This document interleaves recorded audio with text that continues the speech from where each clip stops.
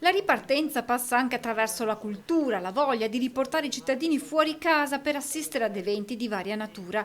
Il comune di Castelfranco ha per questo creato un ricco cartellone di spettacoli per la rassegna Notti Magiche 2020 Rivivere l'estate, che animerà le serate di luglio e agosto all'Arena del Teatro Accademico.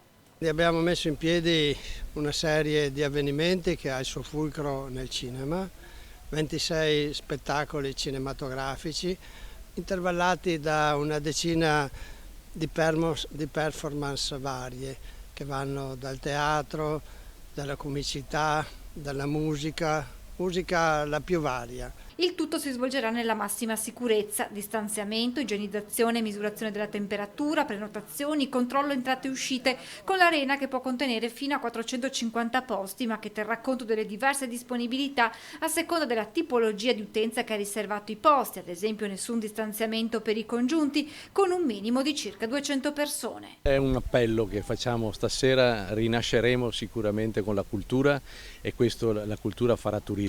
E questo è un segnale forte che abbiamo voluto dare stasera, di crederci.